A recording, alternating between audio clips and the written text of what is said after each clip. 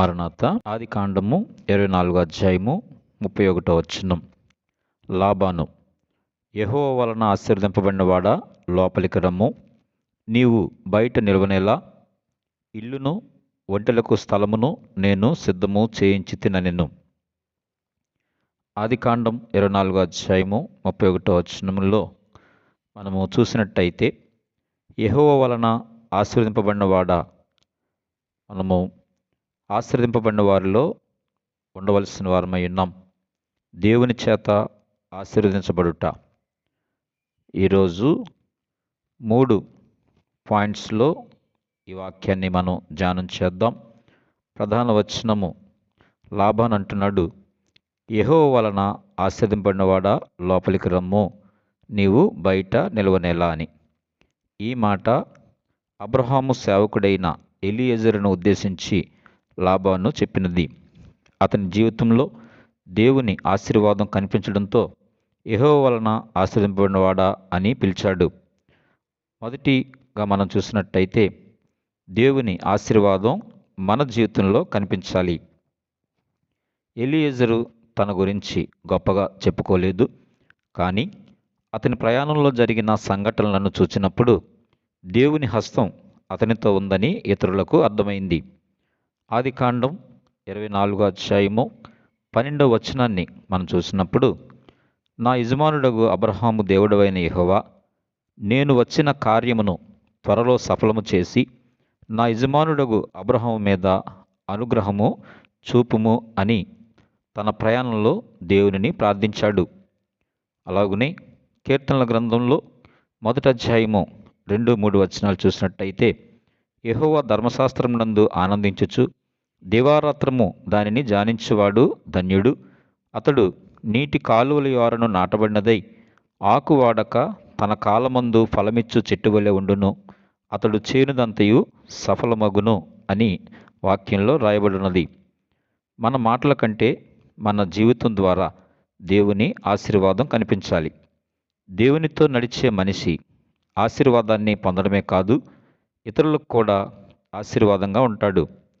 రెండవదిగా మనం చూసినట్టయితే, దేవుని ఆశీర్వాదం తలుపులు తెరుస్తుంది. లాబాను అంటున్నాడు, లోపలికి రమ్ము అని. అనగా ఎలీయెజరును ఆహ్వానించినట్లుగా చూస్తున్నాం. ఎలీయెజరుకు దేవుడు ముందుగా మార్గాన్ని సిద్ధం చేశాడు. అతను వెళ్ళే చోట తలుపులు తెరుచుకున్నాయి. కీర్తనల గ్రంథము 5వ అధ్యాయము 12వ వచనాన్ని మనము గమనించినట్టయితే, యెహోవా, నీతిమంతులను ఆశీర్వదించువాడవు నీవే. కేడుముతో కప్పినట్లు నీవు వారిని దయతో కప్పెదవు.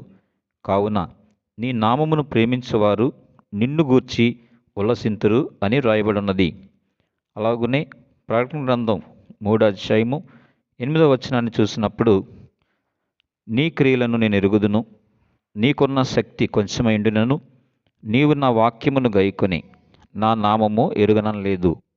ఇదిగో, తలుపు నీ ఎదుట తీసియుంచి ఉన్నాను, దానిని ఎవడునూ వేయనేరడు. ప్రియులారా, దేవుడు ఒక పని కోసము మనలను పంపినప్పుడు మనకు అవసరమైన తలుపులను ఆయనే తెరవగలడు. దేవుడు తెరిచిన తలుపును మనిషి మూయలేడు. మూడవదిగా మనం చూసినట్టయితే, దేవుడు మన అవసరాలను ముందుగానే సిద్ధం చేస్తాడు. లాబాను అంటున్నాడు, ఇల్లును ఒంటెలకు స్థలమును నేను సిద్ధము చేయించి తిని. ఎలీయెజరు ఇంకా అడగకముందే అతని అవసరాలకు స్థలము సిద్ధమైంది. ఫిలిప్పీయులకు రాసిన పత్రిక 4వ అధ్యాయము 19వ వచనంలో పౌలు గారు ఇలాగ అంటున్నారు, కాగా దేవుడు తన ఐశ్వర్యము చొప్పున క్రీస్తు యేసునందు మహిమలో మీ ప్రతి అవసరమును తీర్చును అని. అలాగే యేసుక్రీస్తు ప్రభువారు కూడా మత్తయి సువార్త 6వ అధ్యాయము 31-32 వచనాల్లో, కాబట్టి ఏమి తిందుమో, ఏమి త్రాగుదుమో, ఏమి ధరించుకుందుమో అని చింతింపకుడి. అన్ని జనులు వీటన్నిటి విషయమై విచారింతురు. ఇవన్నీ మీకు కావాలనని మీ పరలోకపు తండ్రికి తెలియను. ప్రియులారా, మన అవసరములు దేవునికి తెలుసు. మన ప్రతి అవసరమును క్రీస్తు యేసునందు మనకు తీర్చేవారై ఉన్నారు. మన అవసరం ఏంటో దేవునికి ముందే తెలుసు గనుక మనము విశ్వాసంతో ముందుకు సాగాలి. ఈ ఆదికాండము 24వ అధ్యాయము 31వ వచనంలో మనం చూసినప్పుడు 3 గొప్ప సత్యాలను నేర్చుకోవచ్చు. దేవుని ఆశీర్వాదం మన జీవితంలో కనిపించాలి. దేవుని ఆశీర్వాదం తలుపులు తెరుస్తుంది. దేవుడు మన అవసరాలను ముందుగానే సిద్ధం చేస్తాడు. నీవు గనక దేవునితో నడిస్తే నీ జీవితం చూసి ఇతరులు యెహోవా వలన ఆశీర్వదింపబడినవాడా అని చెప్పేవారై ఉన్నారు. అలాగున అట్టి స్థాయికి దేవుడు మిమ్మలను నడిపిస్తారు. అట్టి దీవెన దేవాతి దేవుడు మనకెల్లరకును దయచేయునుగాక. ఆమేన్.